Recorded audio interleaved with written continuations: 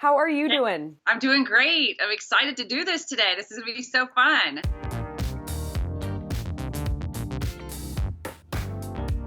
I know, me too. It's going to be an awesome interview today. I cannot believe we have Jeff Galloway about to speak with us, hosting a run May 17th.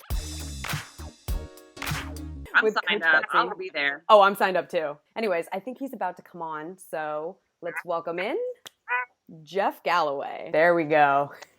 There he is. Awesome. Can you hear us okay?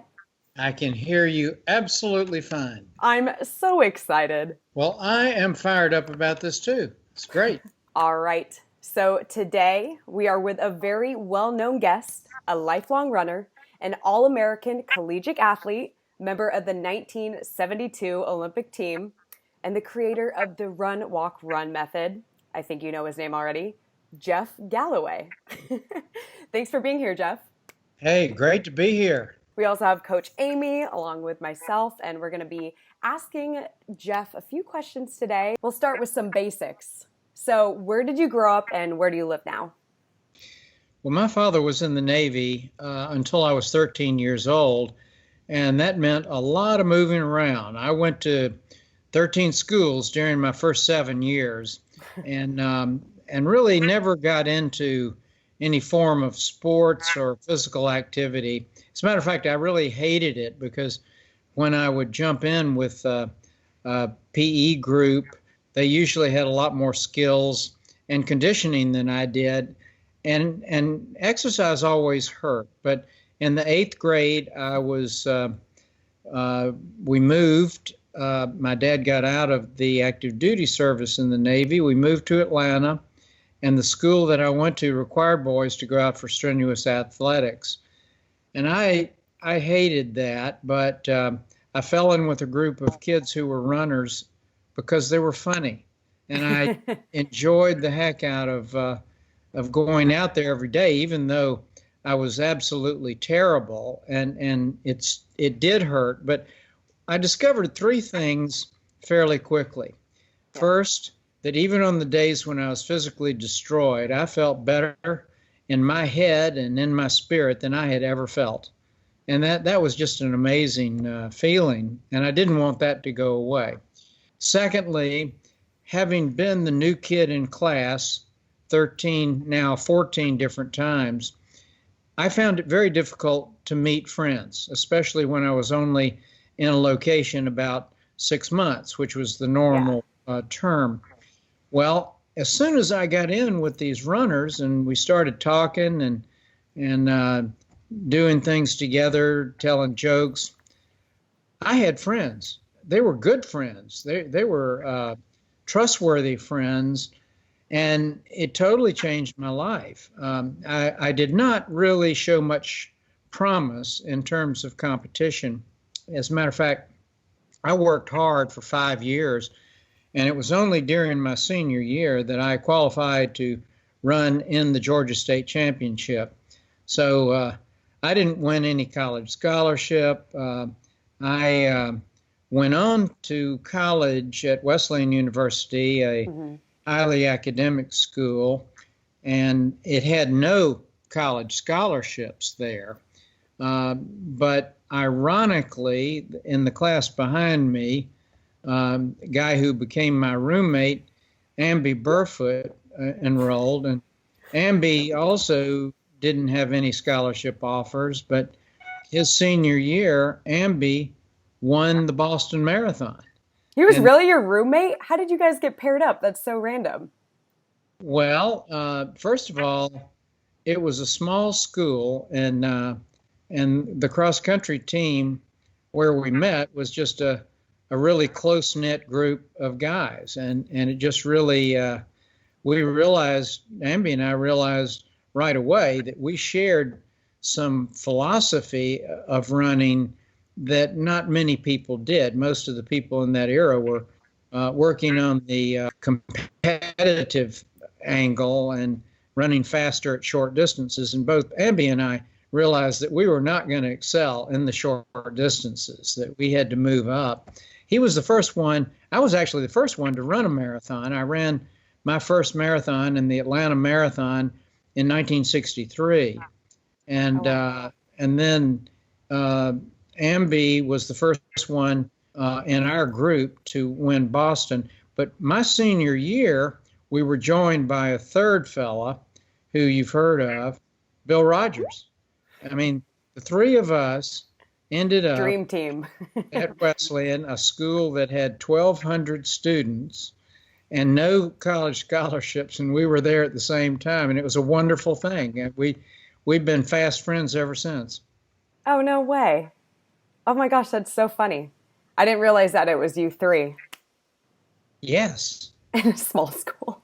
So I think Amy was going to take this question, but I feel like what inspired you to get into running was the community and the friends that you made that kind of inspired you to do so. Is that safe to say? Yes, and the fact is, I had to do it. I had to choose some sport. None of the other sports made any sense to me because I didn't have any sport skills. And you don't really need any sport skills in running. That's one of the great things that draws people in, especially kids. But I must say that it was the camaraderie, the support, and the final thing that was a huge benefit was that I was really floundering in my first year at this school. It was Westminster School in Atlanta, and highly academic school. You might imagine, having gone to now 14 different schools, that I had some academic deficits. I definitely did, and I was trying to avoid failing, and I was regularly failing. And as soon as I got in with the kids on the cross country team, we would argue about things and present our arguments and proof and everything. And I realized that I was not intuitively any less smart than they were, and most of them were on the honor roll, and I was at the bottom of my class. So it really reset my whole image and perspective on what I could do. And sure enough, I, in a few quarters, found my way to the honor roll also. Aw. I love that inspiration that comes from friends and just the group that you're in. It sounds like you had a really solid core group that kind of help you shape your life. Well, there's no doubt about it. And I think the other aspect about the mental improvements, I didn't realize, nobody realized back then. It was well known that in most high schools, the group that had the highest GPA in most high schools was the cross country team, but it was not really understood why this was. When I did my research for my book, Mental Training, I discovered what it was. And that is exercise in general, but endurance running to the highest level turns on a very important part of the brain. It's the hippocampus. It's the center for learning, for memory, and for new growth of brain cells. And so you actually will get smarter as you continue to run. I like that. I like that too. Gotta love having interviews with very, intelligent people like us. I'm just kidding. We run a lot, Jeff, so we're both very, very smart. We were going to ask you about your running story, and obviously you kind of went into that a little bit. Kind of the one question maybe that we didn't get was that 2-mile championship back in high school, so the state champion in that 2-mile race. So can you tell us a little bit about that and how that happened and how that made you feel? That was one of my momentous races in my whole lifetime. Oh.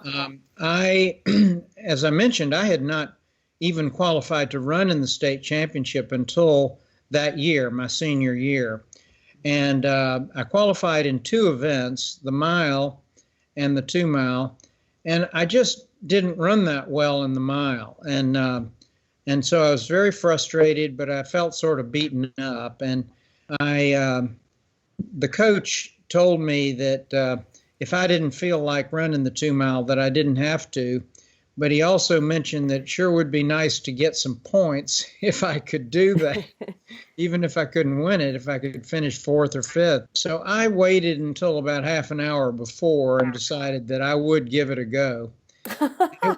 It was really hot. The race was run in Athens, Georgia, and the temperature was about 95 degrees with extremely high humidity on a dirt track. It was just dirt, and it was because of all the other events, the 2 mile was the last event. There was a lot of dust in the air and so forth, and it was very unpleasant to run. So the gun fired, and everybody takes off. I didn't feel good, so I just sort of jogged along for the first lap in last place. I picked it up a little bit in the next few laps, but I was still in last place until after the halfway point, the mile. And I picked off one or two runners and got into a position where I could win 1 or 2 points for my school. Coming into the last lap, I worked my way up to fourth place. And I was feeling pretty good because I'd gotten a couple more points there. But I noticed that the 2 guys up ahead of me, even though they were 50 and 100 yards ahead, they were slowing down a lot due to the heat. So I picked up my pace, passed one of them, and then on the backstretch, I passed the other one. So I moved from fourth to third and then into second place.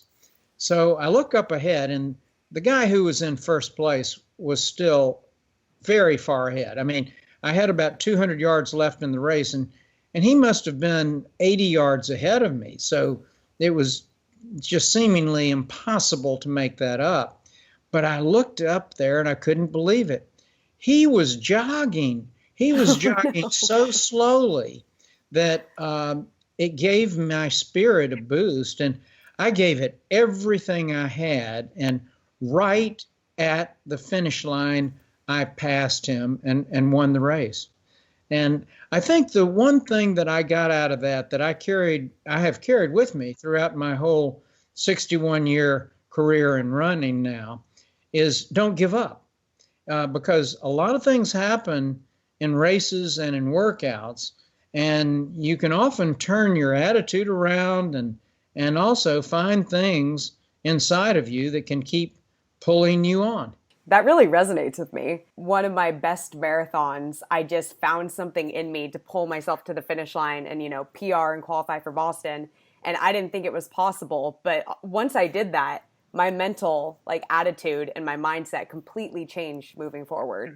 Yes, you find layers of strength inside of you, and you sort of learn how to break through those layers. And so once you develop a very strong mental attitude along with a mental training program, you can keep coming back to that. Good I stuff. love that.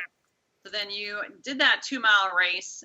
Awesome. Won the state championship there, and then went on to college and ran there. And so how did you transition then into the Olympics? Well, I didn't really, I improved each year in college, but I didn't make any national rankings or anything. And when I graduated in 1967, we had a thing going on called the Vietnam War. And there was a mechanism in place called the draft. And the way that worked is all male guys, when they turned 18, had to enroll in the draft. And it was a lottery system. So January the 1st of each year, they would pull out birthdays. It'd be this big bowl of birthdays, and the person at the selective service department would reach in and pull out birthdays. Well, he pulled my birthday out 3, the third one. And so the way this worked is they'd rank the way that they pulled them out. And then depending on how many troops they needed any given year, they would go through the volume of people who had those birthdays up until the point that they didn't need any more. Well, that was getting to be a high point in the Vietnam War, and I knew darn well that number 3 would would send me to Vietnam. So I enlisted in the Navy, and I was in the Navy for 3 years. So I did not continue to do the type of training I did, especially at first. I was on a ship that was off the coast of Vietnam for 18 months. And the ship was not one that's conducive to running. So I really got way out of shape and gained a good bit of weight. And then lucked out on my second tour. I was stationed on a ship that was in the shipyards at Pearl Harbor, but it kept having problems, and it never went to sea while I was stationed on that ship, which meant I was able to get back into doing some good running. And I really improved. I really got my fitness back to what it was in college during the tour that I was in Hawaii. And then in January of January of 1970, I was processed out of active duty status in the Navy, went back to Atlanta. I decided that I was going to go to graduate school and train for the Olympic trials. I had no great vision that I would be on the Olympic team. I just wanted to be able to qualify to get into the Olympic trials. And I was a good ways away from that in 1970, but I had 2 years to get into that type of shape. And I just gradually improved about every 6 months. And I just recently wrote up a narrative about the last 2 months leading up to the Olympic trials. And it was a wonderful thing to go back into my notes and go back into my journals and things like that, because it was a very unusual time. The bottom line is that I had qualified for the marathon trial, and I was going to go there, but I really wanted to qualify in the 10K also, and I hadn't qualified until 2 weeks before the trials. The last chance I had was in the national championships. So I had been training with my friend Frank Shorter and my other friend Jack Batchelor up at Vail, Colorado to get in some altitude training. I drove out to Seattle for the national championships. I needed a 1.5-minute personal record. I got my personal record by 2 minutes and qualified for the trials. And lucked out on the weather. The weather that year in Eugene, where the trials were, was very hot. And most of the athletes were not ready for that. You're ready for that. Us guys from Florida were ready for it. So in the 10K, I went from last place into second place and qualified unexpectedly for the Olympic team. Nice. In a race, if you were ever behind me, I would be very nervous. Well, you don't have to worry about that now. I just run for enjoyment now. My wife Barbara and I run together. Oh, I love that. I think that's pretty impressive that when you were in the Navy, when you were stationed in Pearl Harbor, were you training by yourself, or did you have other, friends that were running with you? Well, I did have a few friends that were running at about my level, but because of our schedules and so forth, it was really not very conducive very many times to work out together. And actually, since I began running for 61 years, I have always been self-coached, even in high school and college. The coaches for both of those teams were not very knowledgeable about distance running and allowed us distance runners to train on our own and learn on our own. So it actually was a big asset to be able to get into the readings and interview coaches and athletes and find out what would be best. I think it's cool too that you still have all those journals that you could go back to from that time to look through. I mean, I think today we all rely so much on technology that we don't write things down about how we're feeling during that time and what kind of training, how it's affecting us. We just rely on, what we see in the numbers. So I think that's really cool that you had that stuff to go back and to write your memoir about that time. Well, yes. Yeah. And journals have they create an entirely different relationship with your training, because you're able to not only put your data down, but almost everybody will write little tidbits about what the weather was like, and when there was a good race or a good workout, they would make some comments about it. And you don't often find that in the electronic things that we use today.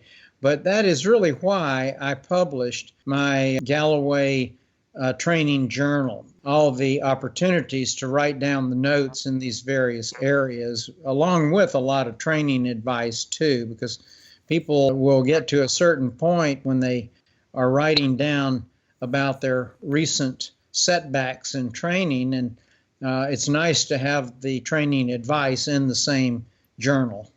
Going back a little bit to the Olympics, so looking back, do you think that you would have preferred to race the marathon versus the 10K in the Olympics? Oh, absolutely. Absolutely.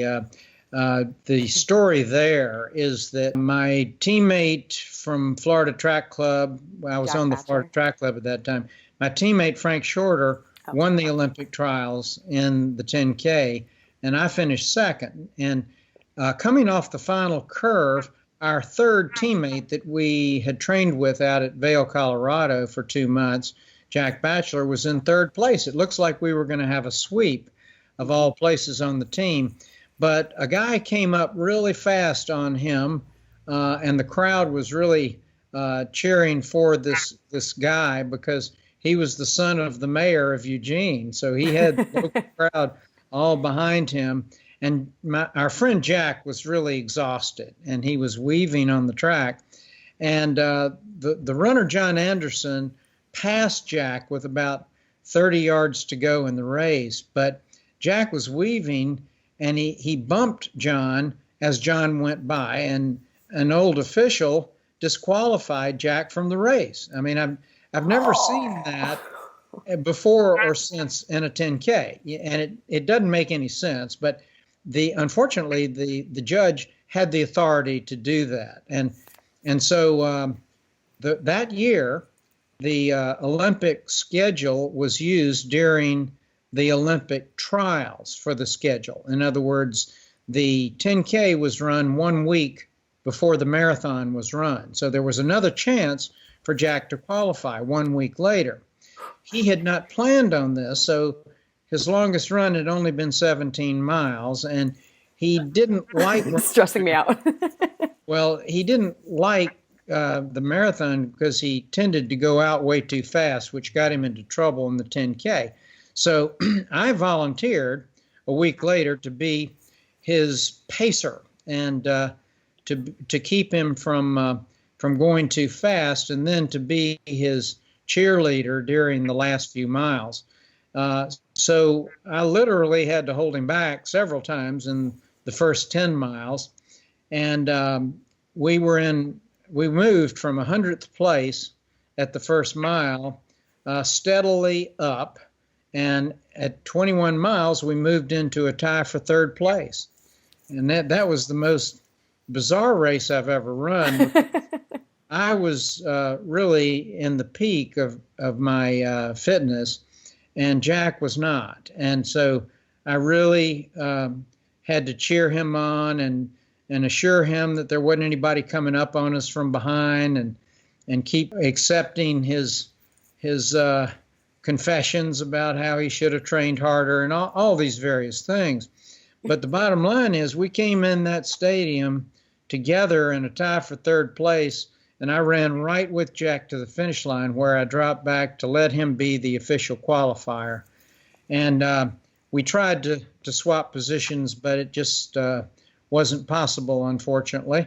And so I would have preferred to run the marathon, but that's just I have no regrets whatsoever in helping Jack to be that official qualifier. That's an amazing story. Teammates that, you gave that to him. I mean, you felt good. You knew you could have ran the marathon well in the Olympics, but you still pulled back and allowed him to take that third spot. I think that's pretty special as a a running partner and a friend to do that. Yeah. I mean, somebody else would have been like, never mind. I'm just going to Yeah. that third spot. Well, I have no regrets, and I'll tell you to this day, it gave me and still gives me just a great sense of having helped someone and helped our team too. That year, actually, our coach, Bill Bowerman from Oregon, was given a lot of flack for scheduling the marathon trials right at the end of the Olympic trials. And most of the experts who weighed in on that said, you're not going to get a good marathon team when you do that. Well, those critics were wrong, and Bowerman was right. Our team in Munich had the best finish that any country has ever had in the Olympics. First, fourth, and Jack was ninth. Wow. Awesome. That was a really good year for running. It was a time when running was just starting to build a little bit, and people were so interested in the marathon because of Frank winning the gold. What shoes did you wear in the Olympics? I wore, well, actually, my main shoe that I wore at that time was a shoe called the Nike Boston. It was a flat, but it was a very well-designed shoe by a good friend of mine, Jeff Hollister. But in any case, that was my favorite shoe. Do you still have it? I don't have that exact pair, but I do have an example of that model. Wow, that is so cool. It's like something you'd go to a museum to see, I feel like. Well, actually, in my Ansley Mall Fidipides store, we have several of those museum-type shoes. In there is the very first shoe that I wore in 1958 when I started running. Oh, no way. Believe it or not, it's a Converse shoe that was originally designed for indoor running. But in that era, a lot of cross-country runners used it for cross-country. That's so interesting. Yeah, Converse really did target sports, back in the day. I find that really interesting that they had running shoes. I did not know that. They had a few. It really wasn't as big back then, so there really wasn't as big a market. But yes, they had a few running shoes and a few track shoes. So I think we can dive into the famous run, walk, run method, because I know so many runners have questions on that. Yeah, I'll kick us off on this one. So what is, just, maybe put in a few sentences, what is the run, walk, run method? The run, walk, run method is a way that an individual can gain control over their training, avoid injuries, be strong all the way to the end of long runs and also races, and recover very fast from long runs, so you don't have to be out of commission. And the surprising thing is that runners run faster when they put the walk breaks in right from the beginning the way that they should. And the reason why they run faster is they save their resources, and the resources keep them from slowing down, which is the main reason why distance runners don't achieve their goals in races. Now, the other major thing about run, walk, run that you need to know is that this is not something that I came up with on a run day before yesterday. I actually taught it in a beginning running class in 1974, started using it almost daily when people would come into my Fidipides store. And then when the former beginners started competing and started beating the veterans wanted to use it too. And I've now heard back from over 500,000 runners who have used Run, Walk, Run and have told me how the various strategies work based on pace per mile. So that's what defines my advice in every area, but it has certainly determined what the right ratios of running and walking that work best by pace per mile. So obviously, when you were running your Olympic marathon and, when you were doing all that stuff, you were just running straight, right? You weren't doing the run, walk, run then. So then just a couple of years later, you started teaching this run, walk, run method. How did you come up with it or decide to go that way instead of just teaching people to just run straight? Well, the reality hit me when I was asked to teach a course in beginning running during the first year that I opened my Fidipides store. And every one of the people who enrolled in that class, there were 22 of them, every one of them had no endurance conditioning whatsoever. As a matter of fact, over half of them had never run before in their lives. So I knew that we were going to have to put liberal walking in there, and I did. And I used sort of a seat of the pants principle at that time, which was to listen for the huffing and puffing that goes on when you're in a group. And as soon as anyone in the group or one of the groups, we divided into three of them, would start huffing and puffing, I would have everybody walk to catch up. And that was the start of it. But as I started working with more and more people, first through my store when people came in, and then some training groups that I got started out of the store, and then our Galloway training groups that began regularly in 1976. We just started using it and then tabulating the results as to what worked best by pace per mile. And we continue to do that to this day, but we've got so much data behind it now that we know pretty much what a person should be doing in running and walking and what tends to work best for them. So is the method, is it ideally for a specific group of people, or can anybody use it? Well, most people are going to benefit from it. A lot of people don't know this, but I ran my fastest marathon, 2:16, and I actually put walk breaks in there for the first half of the marathon because I really did not feel good. The way I did it back then is, that was 1980, I would run for a couple of miles and then grab some water and walk through the water stop. And I did that through well past the halfway point, and I ran my PR, 2:16. There have been a few others who have run very fast, below 2 hours and 30 minutes. And there have been more than 300 now who have broken 3 hours, reported in broken 3 hours, and they used my method, but they were not able to break 3 hours when they were running nonstop. So, but I will say that most of the people that use the method now are either beginners or those that were having trouble with running, were just about to give up on it or did give up on it.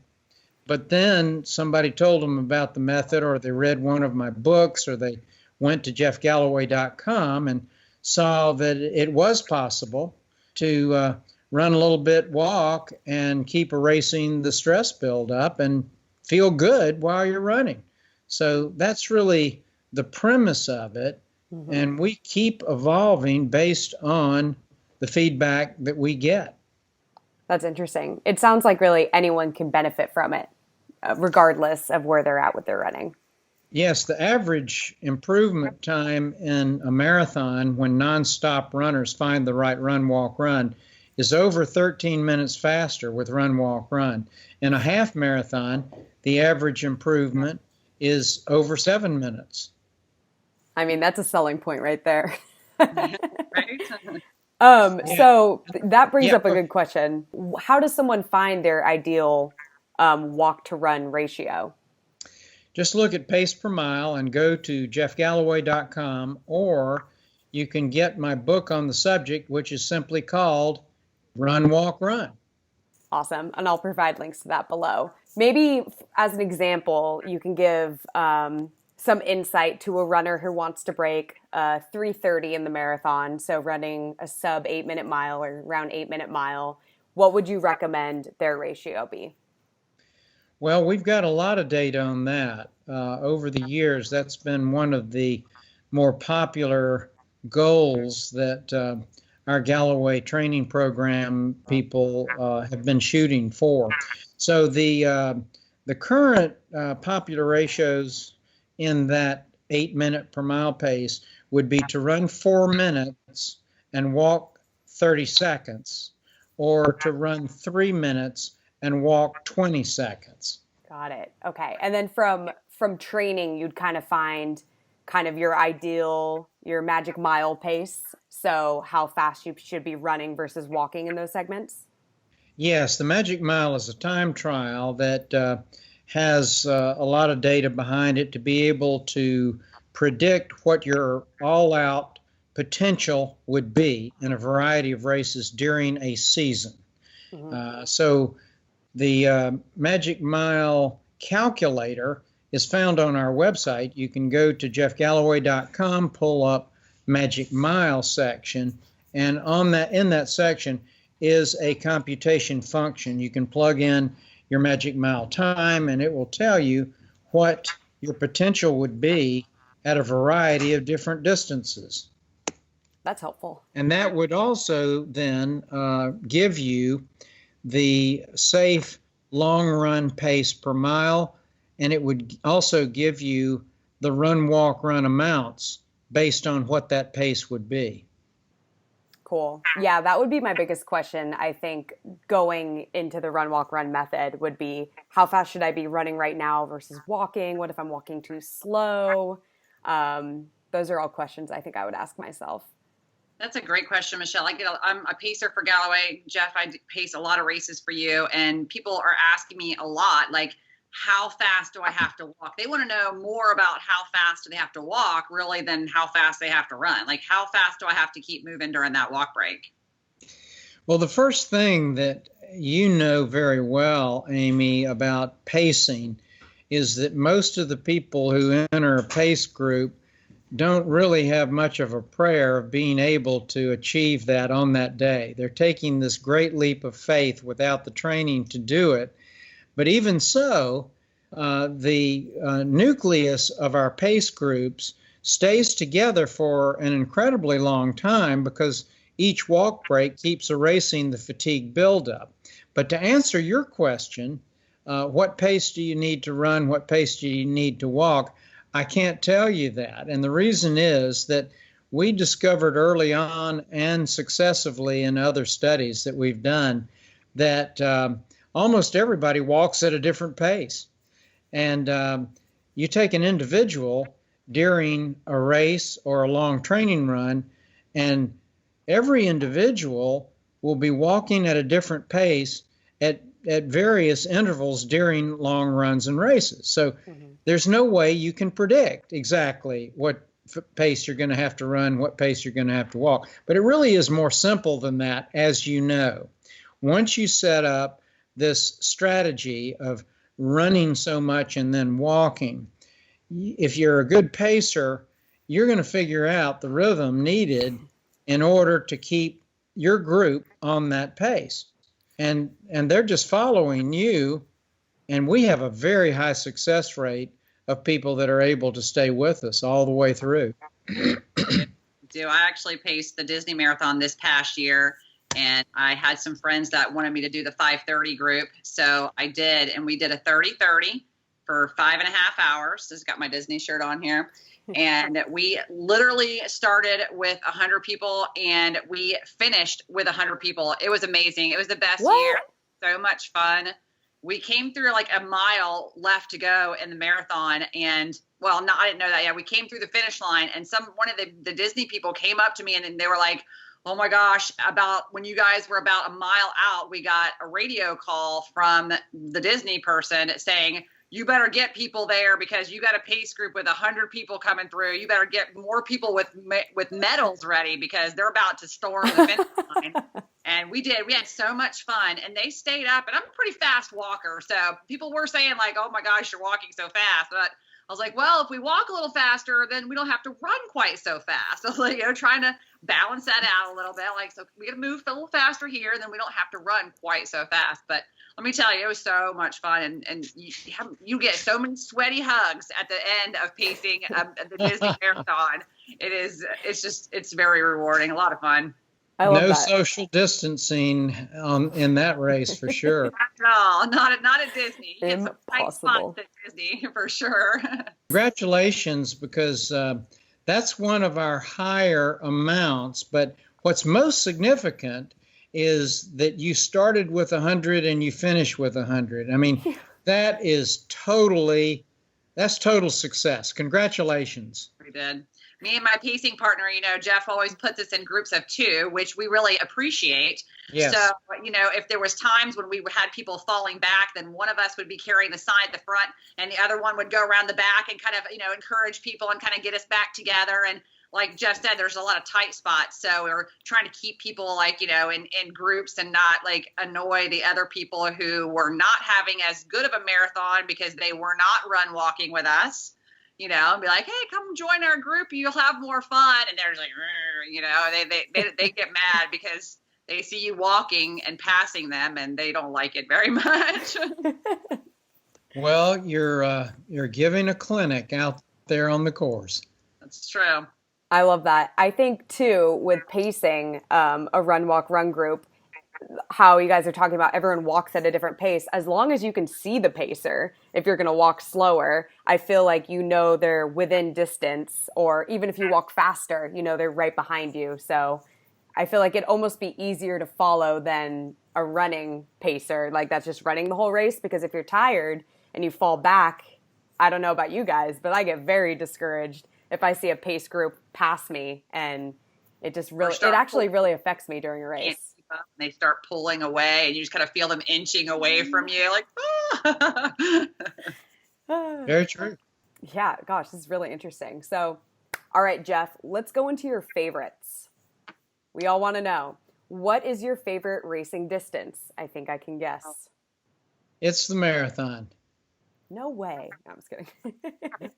So what is your favorite race? And tell us just why you liked it so much. Well, it's got to be my Jeff Galloway, Barb Galloway weekend in Atlanta in December. We have a convocation of people coming in from all over the world. Just a lot of great stories. Just an upbeat atmosphere the whole weekend.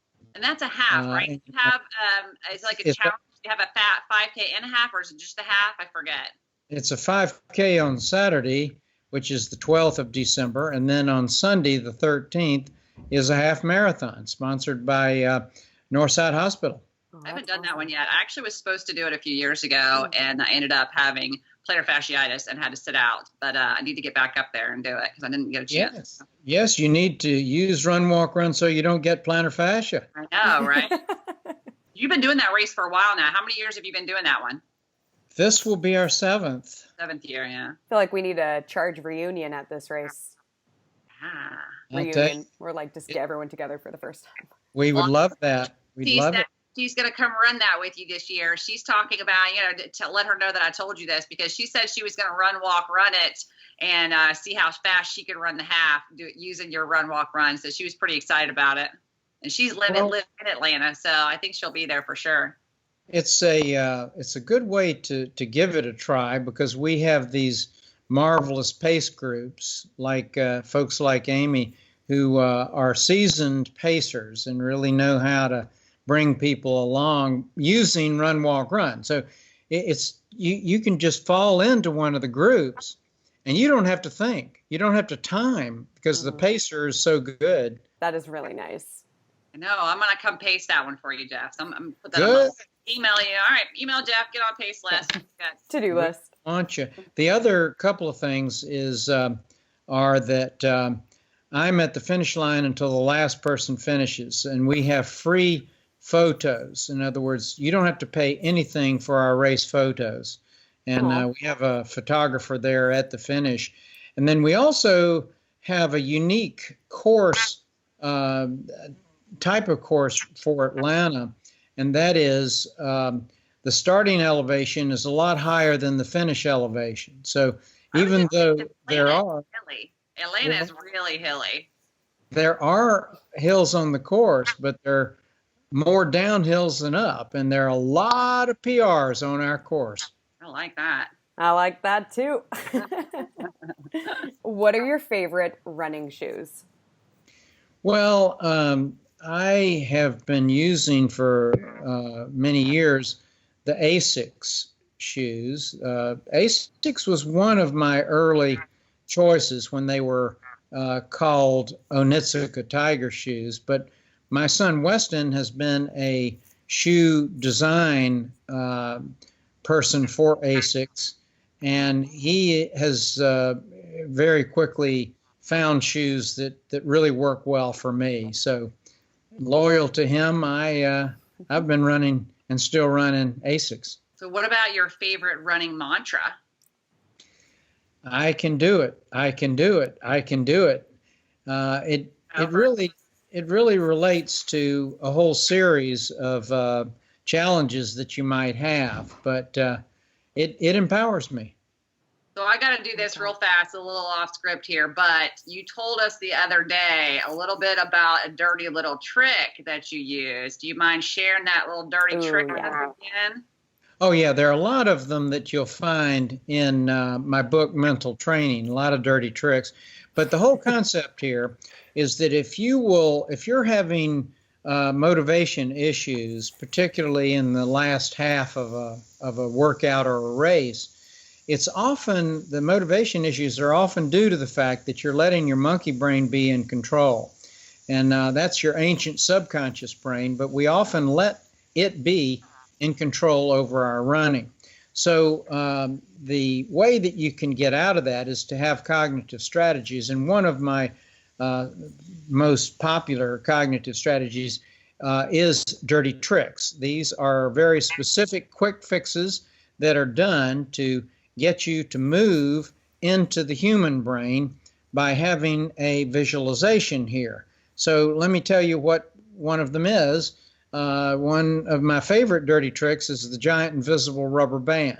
And in the latter stages of a race, if someone has the audacity to pass me, then I get out my giant invisible rubber band and I lasso them with it. And I'm cognitively imagining how the rubber band's going over their head and around their waist so that I can cinch it up and let them pull me to the finish line. And what's happening here is that by being cognitive and by being mindful and focusing on specific thoughts, I am activating my human brain.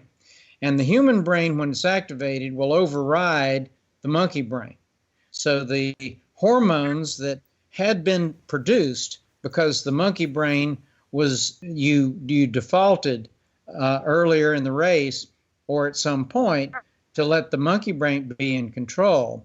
What happens when the stress builds up in a race is that the monkey brain starts releasing negative hormones. So you feel less and less like pushing it, and sometimes you don't even feel like finishing.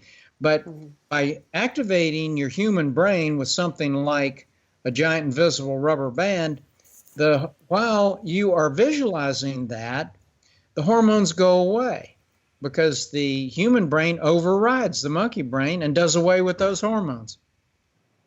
I have a great visualization of this. Did you do this in the 2-mile race in the state championships in high school?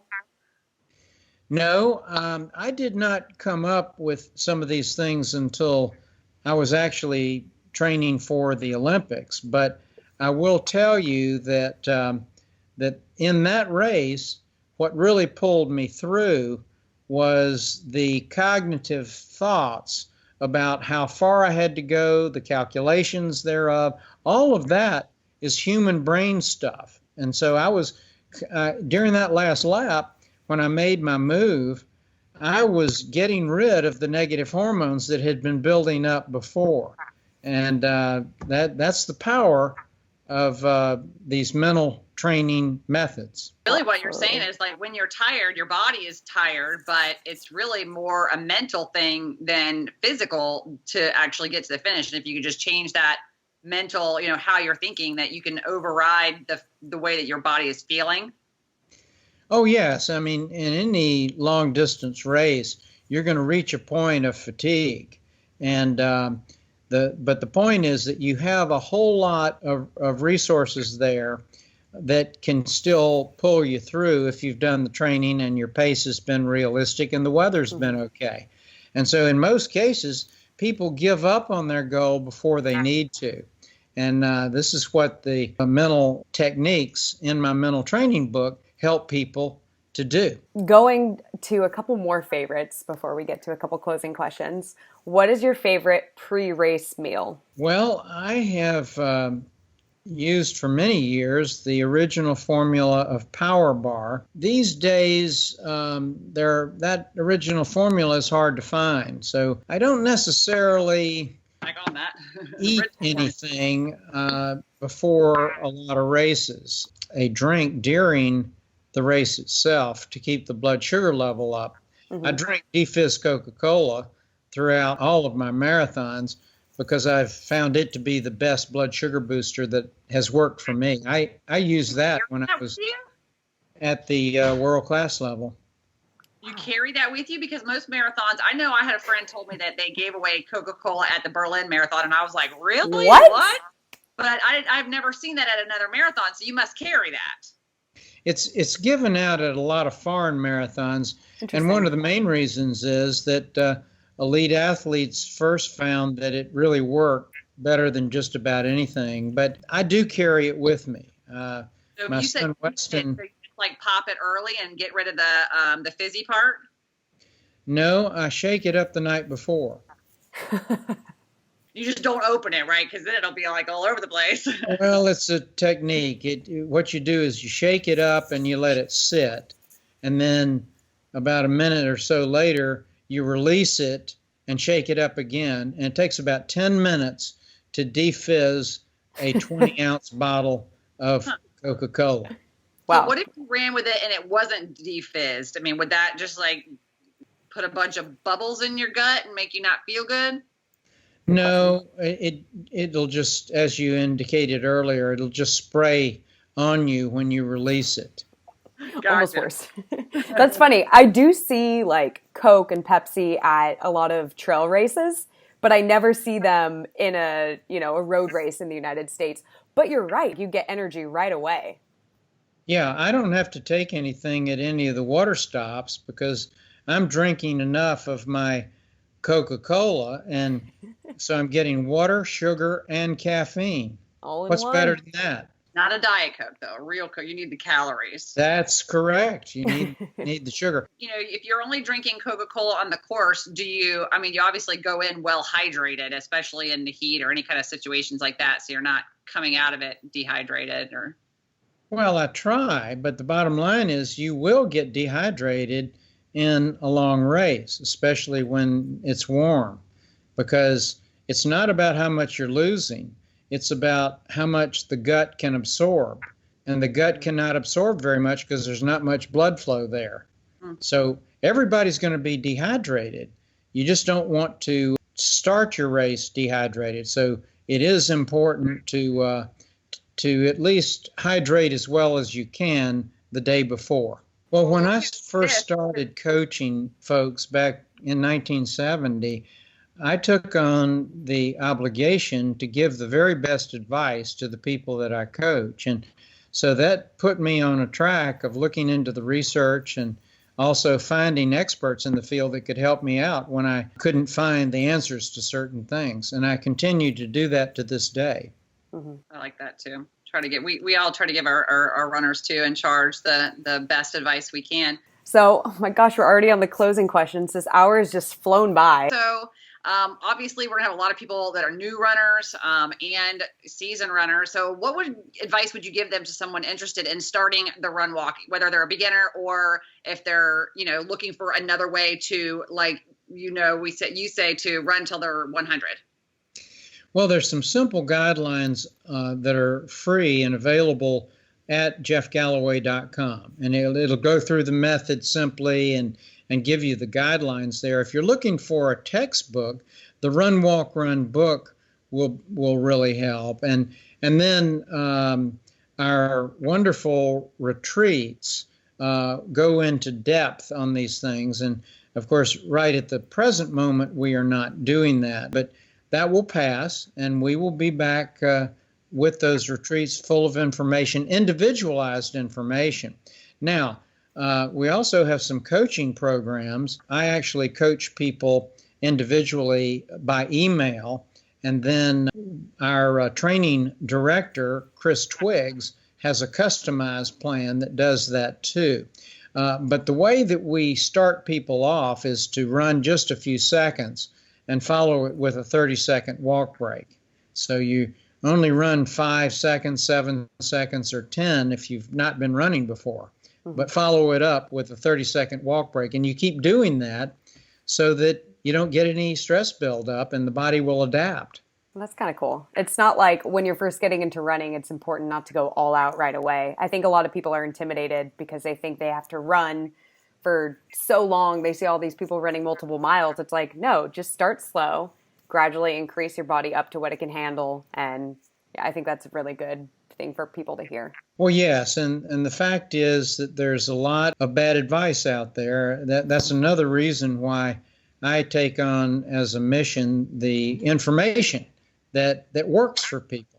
Well, we're so excited to have you host a Run with Charge. We really appreciate your time. Thanks for taking the time out of your day to do this with us. I know Coach Amy and I probably had a really good time doing this. Looking forward to it all week. Oh, yeah. Well, good to do this with you. Y'all put together a good product. Good to work with you, Michelle and Amy. Oh, thank you, Jeff. Thank you. Take Yes. See you in December at your half marathon. Yes. Like my to-do list, get on pacing list for Jeff Galloway race. care. Bye, Jeff. Bye. That was really, really fun. Thank you, Coach Amy, again for your time helping me interview Jeff today. Thanks for having me. For everybody watching, don't forget to subscribe to Charge on YouTube. Give us a like and comment below. And until next time, Charge on. Bye, Amy.